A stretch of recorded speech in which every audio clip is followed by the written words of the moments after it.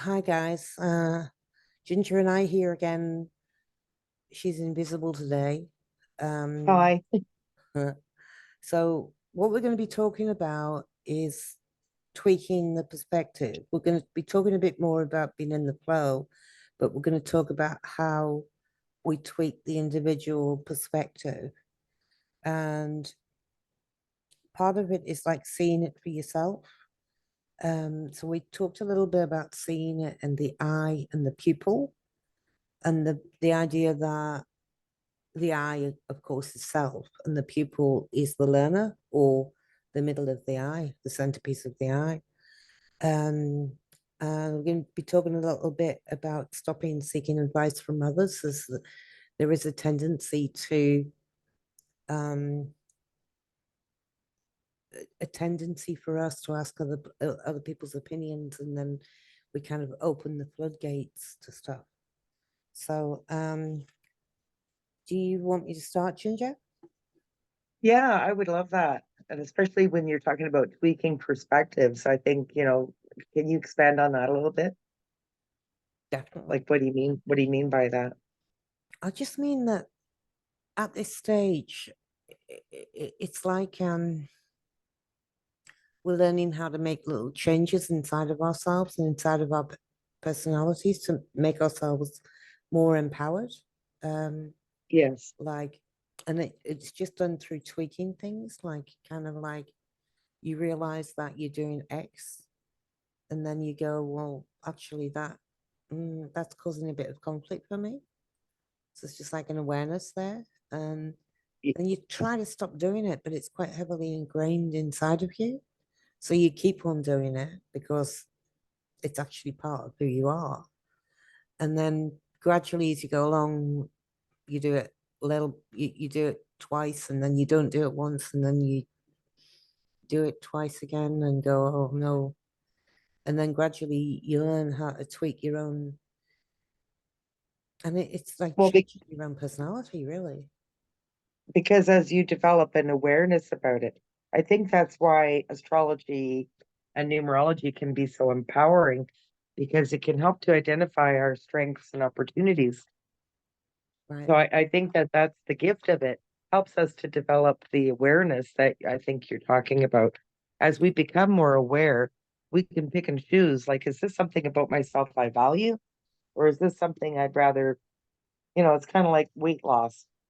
Our weight can go up and down. Mm-hmm. And but if we're not comfortable when we're to anything, then we need to make some adjustments. Mm-hmm. Okay, so one of the things, so we were chatting last night, and one of the things we were talking about was, and I might have told you guys this before, but I had this dream many years ago. And in this dream, I'll just describe it, but there was it was like a room, and the room we're in was like made of asbestos or something. And it was like a safe place. It was like protected. And then on either side of the room, you look to the left, and actually looked to the right, and there was this beautiful sort of happy days scene, with kind of sunshine and daisies and butterflies and buttercups and people laughing and playing and balloons, and it was really pretty. And then the glass window to the left was fire and brimstone, and it was like a city with like on fire with all these thunderbolts coming down, and I don't know, fireballs and the whole thing, all these people running around screaming and stuff. So in this dream, there's me and a friend of mine, and we're sitting in this room. We were safe. And there was a book on the table. And I opened up the book to have a look to see if my son's name was in it. And it was. And my friend opened the book to see if her daughter's name was in it, and it wasn't. And she decided she was going to go back and get her daughter and bring her to the room. And um, and I said to her, "No, no, don't do that. She mightn't be able to get back." And this booming voice inside of my head said, "Kim, never instill your fear into others." Um, And that's a bit of what I'm talking about with regards to tweaking the perspective or tweaking the way that we communicate with others, because it's sort of a two-way street. Firstly, we ask for advice from others, and secondly, we give advice. And Yes. it's like tweaking that aspect out of ourselves. So we just become the observer, because the last thing we want to do is create harm for other people because of our perspective, because our perspective might be wrong. Well, it definitely is wrong. And it's also right, depending on your perspective. So the what I wrote here was we bounce, we don't douse. So somebody comes along with a great, fabulous idea, and we've got like, oh my goodness, are you really going to do that? You're putting a lot of energy into that. You're putting a lot of money into that. Are you sure it's the right thing? And who are we to question? Who are we to? I mean, somebody might come to us for advice, but we're actually better off bouncing it back.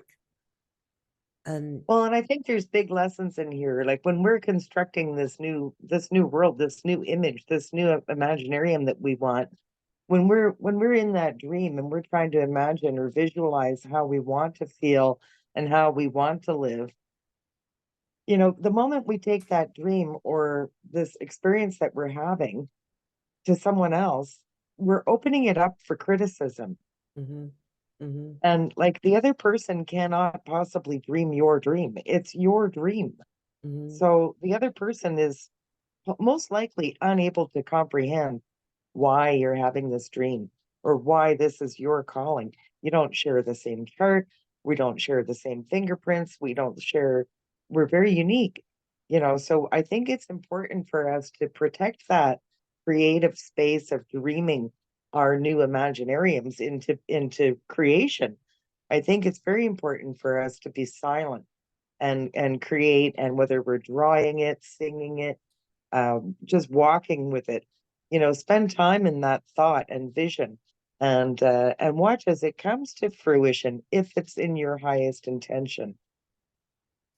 and then the other thing we were talking about was that, and you you gave a really bad example of it, but we were Yes, talking I did. about one sentence can be taken in so many ways. So you were using an example of a chair or something, and you were saying like, this chair is red, or this chair is red, or this chair's red.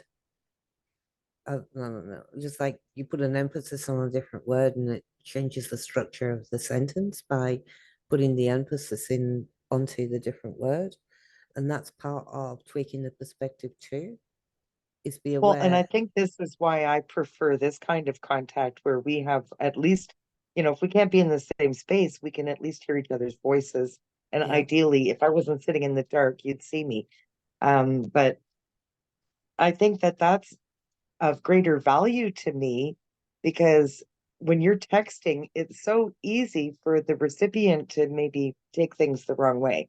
Just with that example, like you said, putting emphasis on the wrong word or getting hung up over something that, is slipping by my attention. It didn't hit me that way, but that's the experience you're having with it.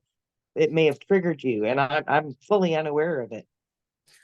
And especially with texting, I mean, texting causes all kinds of problems because there's so much. I don't know about you, but I'm very careful about how I text with other people, very careful about the words I use. And um, it's almost like difficult. It's almost like more difficult than speaking. I agree because it's a chore now, and now you've got time to second guess yourself. Whereas, you can have your foot in your mouth, and if you're in the right company, people around you are going to accept you. You know, we all make mistakes. Like I know right now Mercury's in retrograde, so we're all probably going to experience a little bit of a communication breakdown of some sort, Hmm. and also a review of the lessons that we've learned over the last few months. Hmm. Because that's for me what a retrograde is. It's a review before the final exam. So here was the lesson. Did you catch it? let's give you another example of that lesson. Make sure you caught it, and then you can move on to the next level. And I And feel it like that's what the retrogrades are. That's where we're at right now. and it's the caregiver disorder again thing. I don't know about. Oh yeah, it keeps coming up for me. And you think you've shaken it, and it's like you've discovered that no, you're actually still doing what you've always done. Like you said, you've got an awareness of it now, a new perspective, um, a bit more control of it, which is really refreshing and Uh-huh, liberating. uh-huh.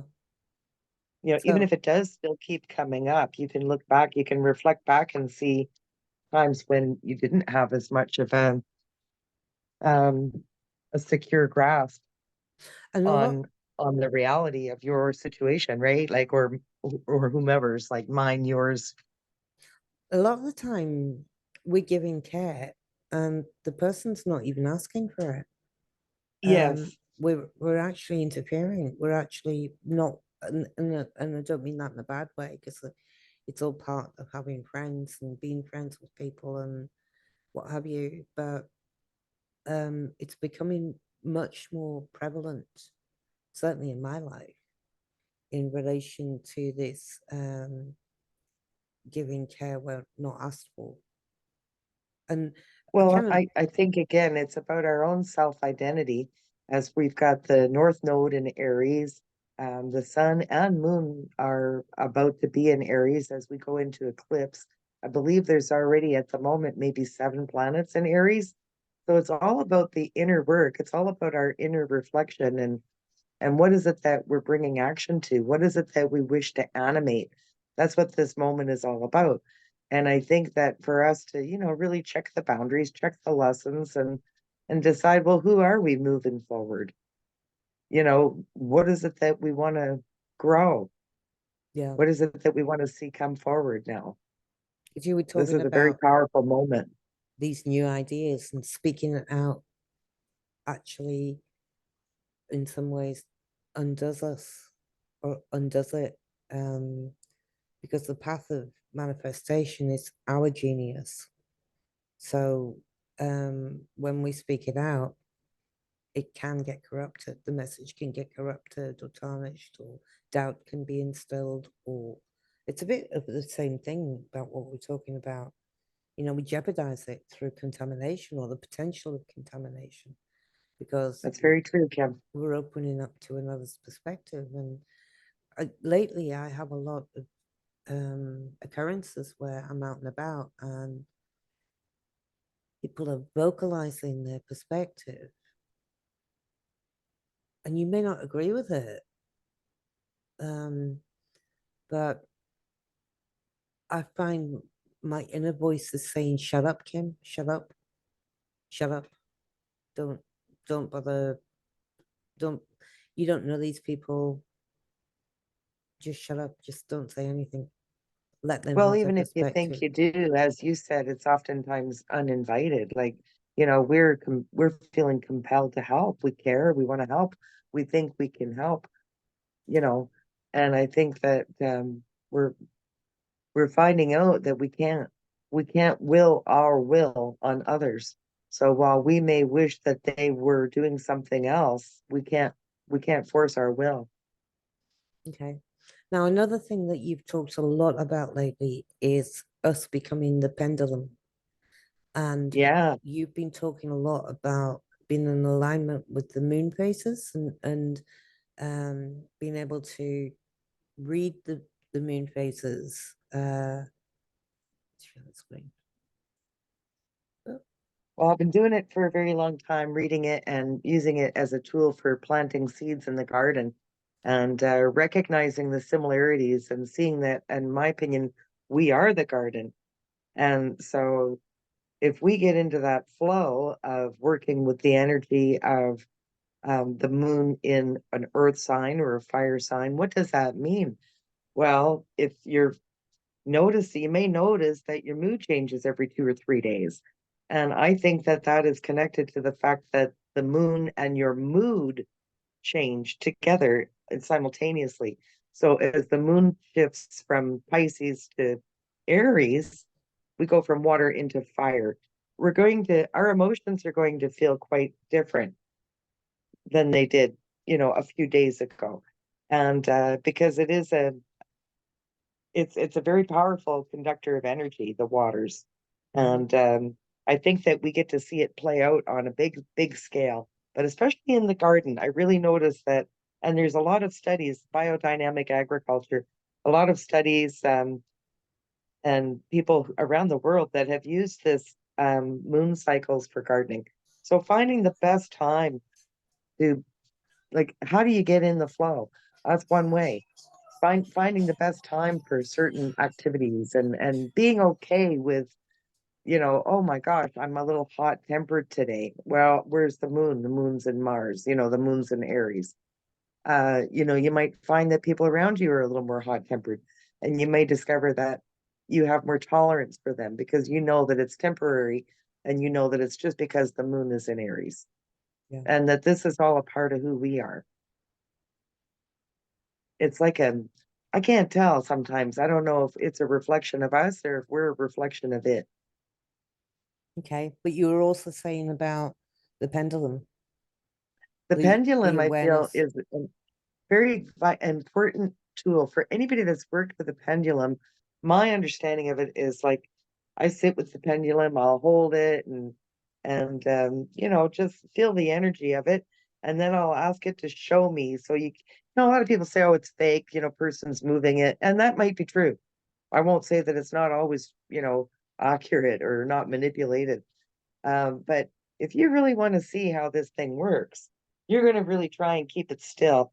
And then if you ask it to show you yes, it will. And if you ask it to show you no, it will. And likewise, again, back to the tides and the waters and the moon, um, we are made of water.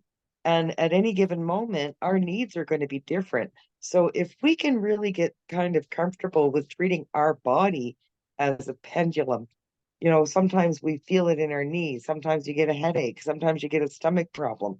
You know, that could be all signs of a strong no for something that you're on your way to do. Mhm. So learning to use your own body as a pendulum to read those emotional watery energies. Is this right for me? And show me yes, show me no in your body, and then becoming comfortable with asking your body these questions for the guidance that you're seeking. I don't know whether I showed you this before, but I've got this friend of mine that does this, right? She rubs the finger and thumb together to get a yes or a no, just lightly. So you ask for a yes if you haven't got a pendulum, this is. If you Oh, if you're out and about and you want to buy a banana and you don't not sure if it's good for you right now, you ask for a yes by rubbing your finger and thumb together. And then if say, can you show me a yes, please? And you just rub it and it feels quite fluid. And then you go, can you show me a no, please? It might not feel fluid for you, but can you show me a no, please? And it's sticky. That's the well, way it yeah, works I for had me. the same experience. Sticky for the no.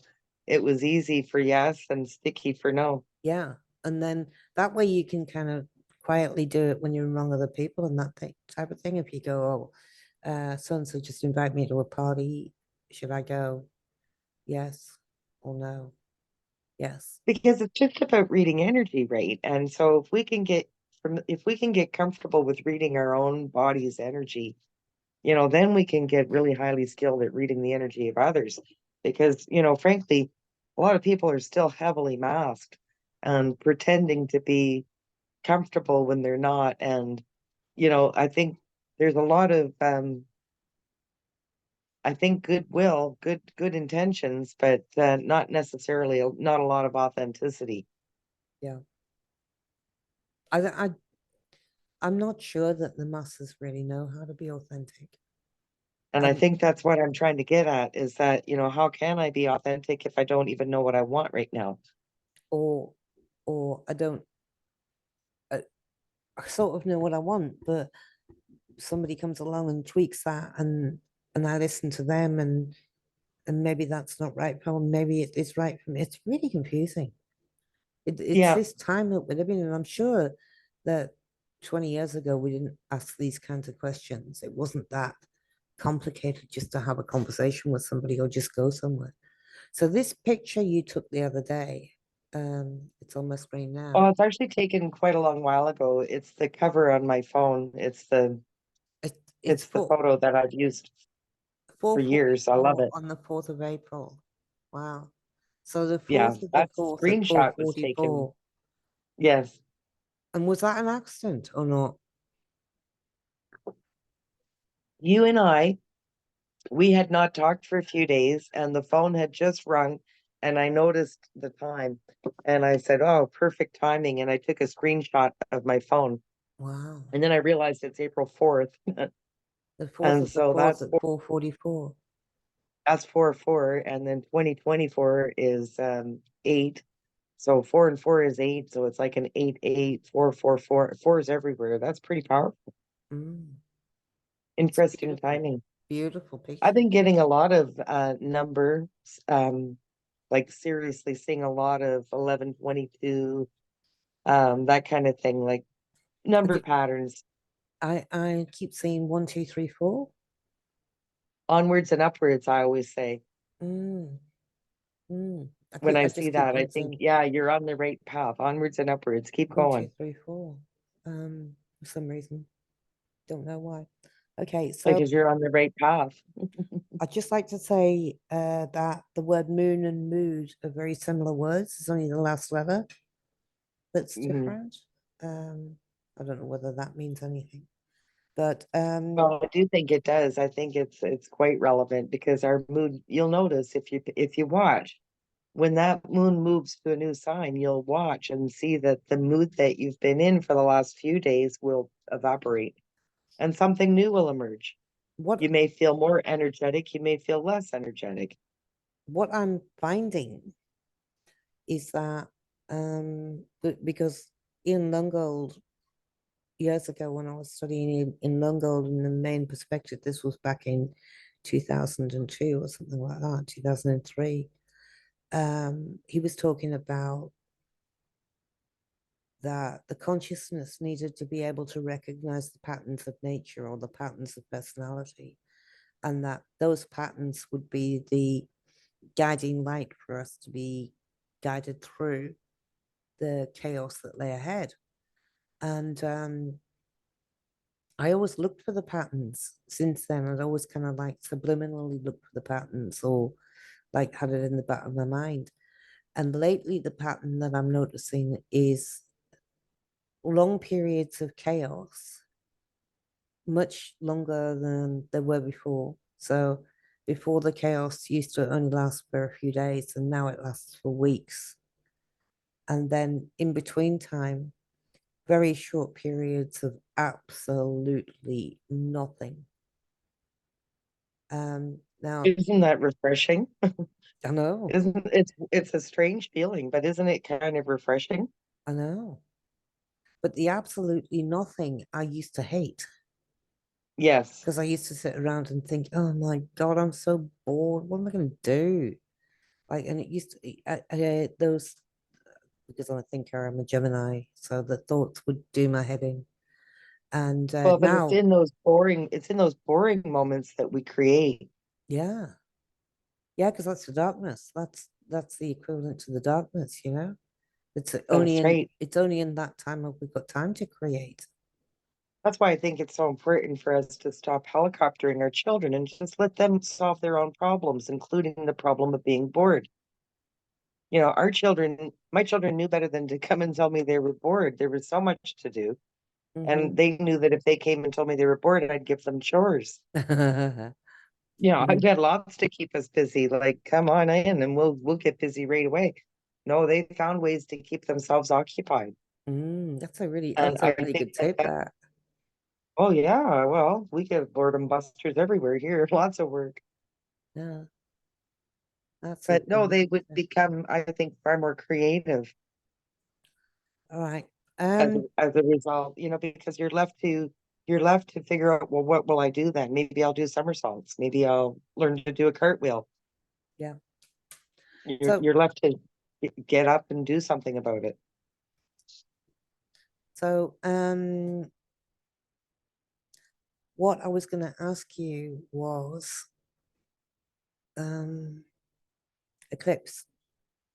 So we've got this Yes, eclipse coming up on the 10th, on the 8th, we're told. on the 8th. Okay, so it'll be probably the 9th, no, 8th for you, which is the 7th for You us, get which to is go, tomorrow. you get to go first. Yeah. Oh, So if we're having it on the 8th, oops, what's the date? Today's the 5th, I think. Yeah, today's the 5th. it's the 6th here. So Okay, so you get to it'll have be it first. Let us know how it goes, eh? it'll be 2 days from now here.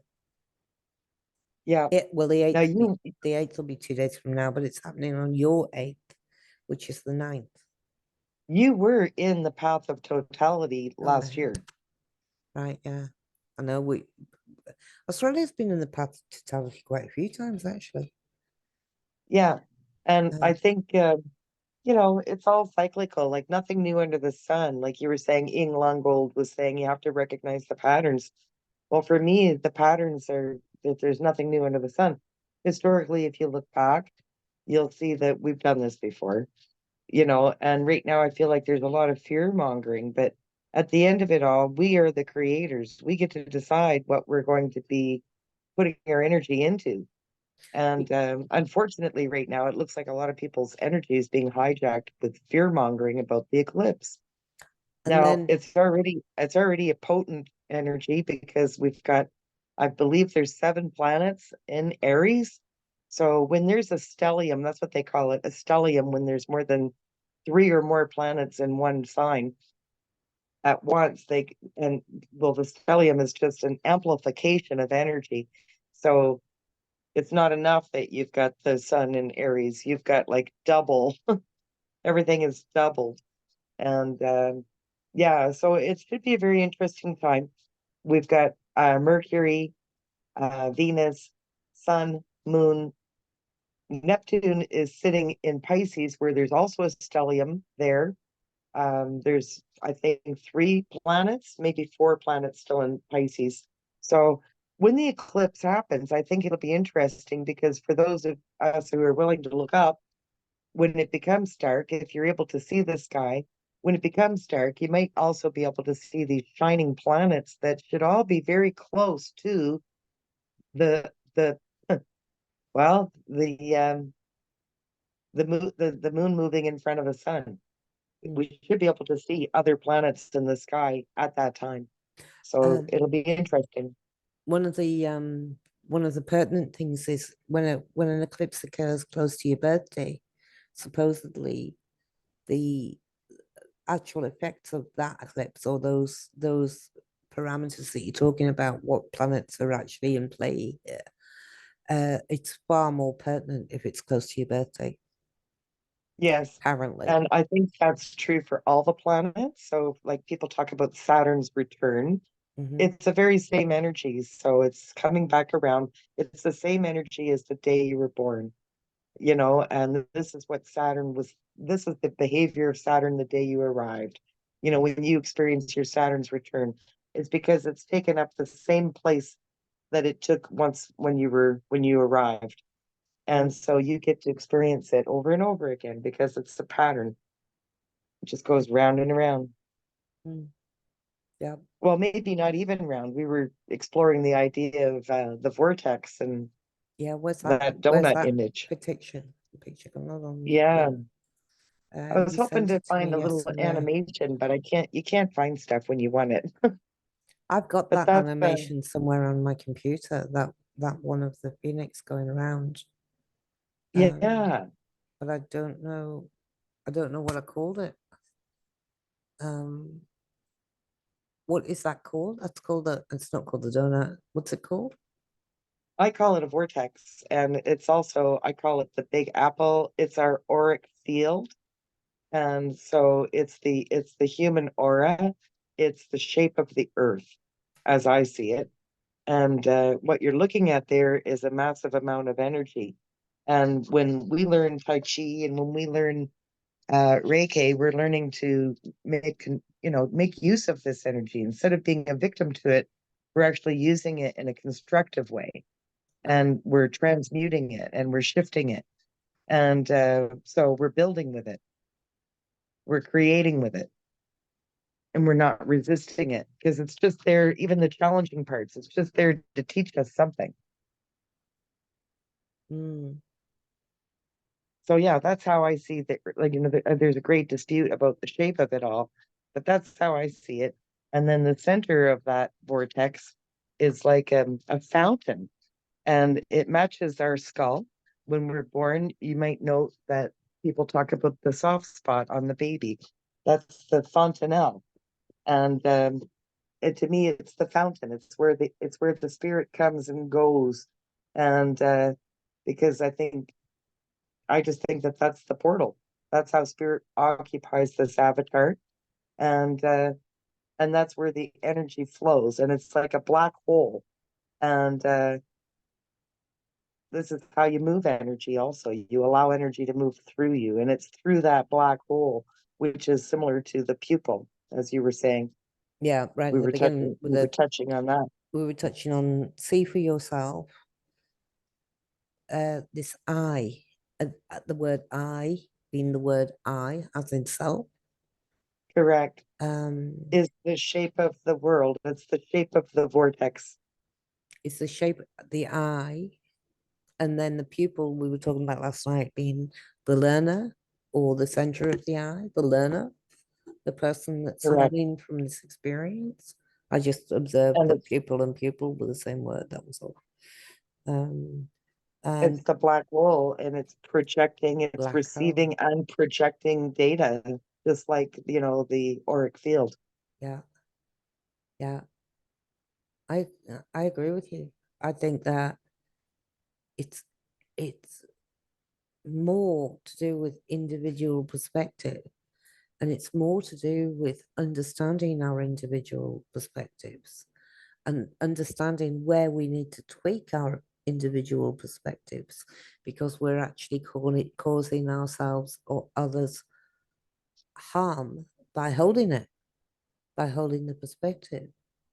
And if we can observe energetically where we're causing harm, and we are causing harm everywhere we go. Always, always, whether we intend it or not, it's inevitable.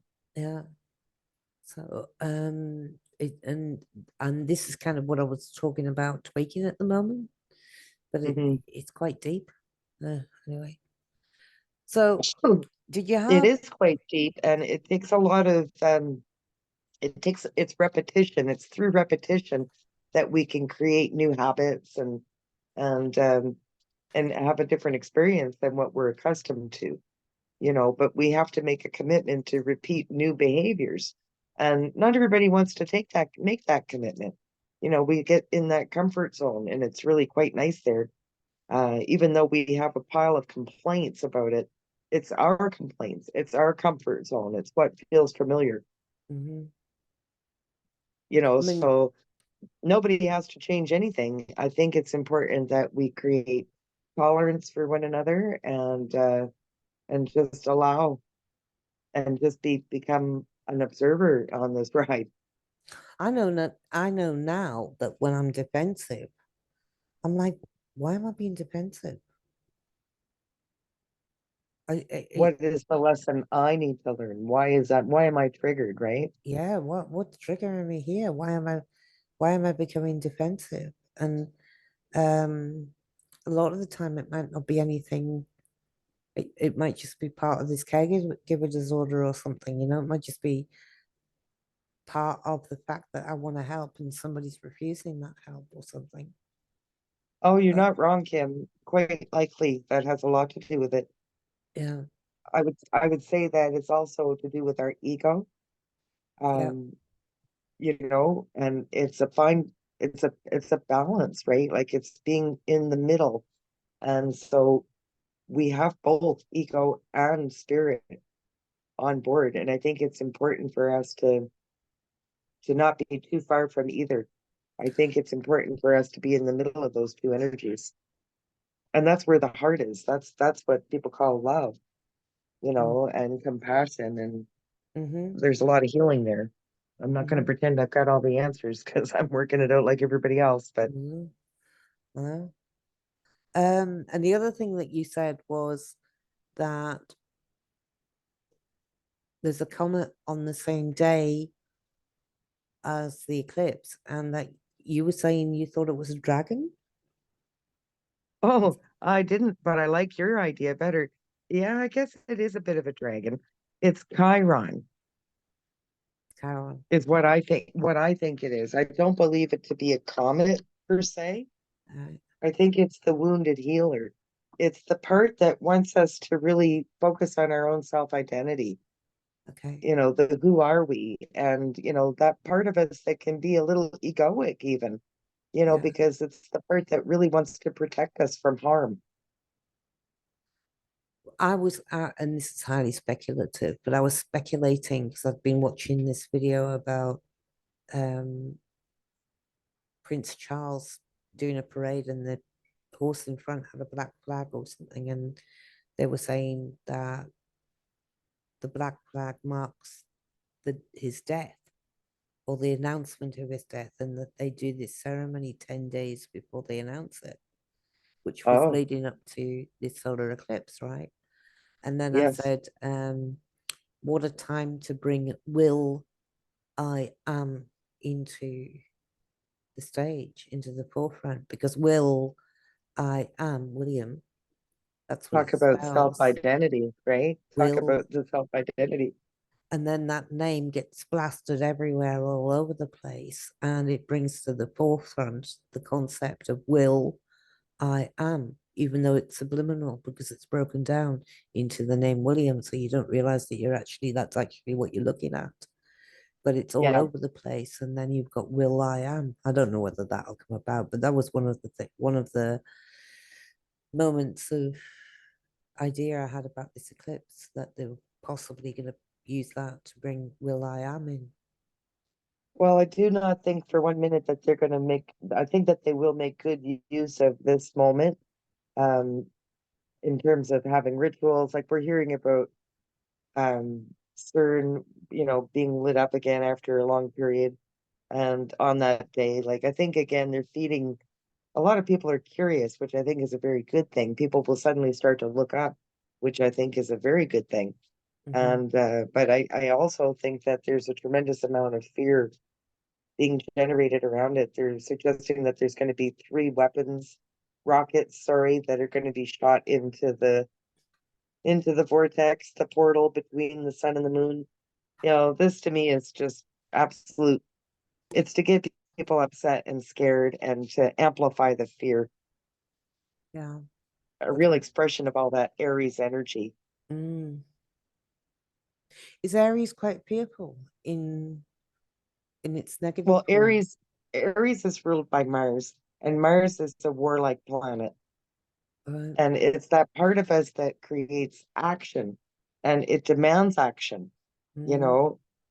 So it can be kind of a tricky energy to work with. While brilliant, it's fire. mm, It's fire, and you could get burned. So I think it's very important for us to handle with care. okay. But no fear. And we're talking about our thoughts here, right? Like, so it's our fiery thoughts Mm, that we're trying to mend. And I'm talking about the collective because we've all got Aries in our chart. mm. So it's how we identify. All right. Anything else you want to talk about before we end this?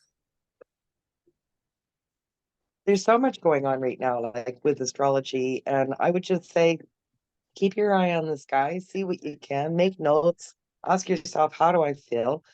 Become your own pendulum and check in with yourself every now and then. If you want to learn astrology, I think pay attention to those moons and see if you do notice a shift in your mood when the moon changes from one side to the next. Check and see for yourself. So Or even the becoming your own, faces, even yes, the on faces, the the quarter moon to the waning moon to the waxing moon, even during these phases, like pay attention to how your mood is during that time and see if there's a pattern in there. Correct. And I think then you'll have a greater understanding of what astrology is actually trying to teach us, Yeah.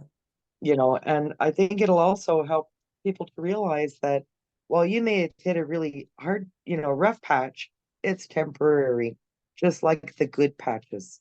Mm, None of it lasts for very long. It's all temporary. And, with the right attitude, we can become far more resilient as we move forward and go through these massive changes that are coming. mm. And I do think that they're positive changes. I also think it'll be negative for some. So, I, it'll all I think depend it'll be on negative. each individual. I think it'll be negative for anybody sitting on the fence. I Anybody that agree. that is completely and absolutely unable to make a decision between one thing or another, it'll be extremely uncomfortable. The important thing is to make a decision, regardless of whether Well, it's and the right one or the wrong one. yes, and or at least decide to dive in and find out why I'm crippled Yeah, with indecisiveness.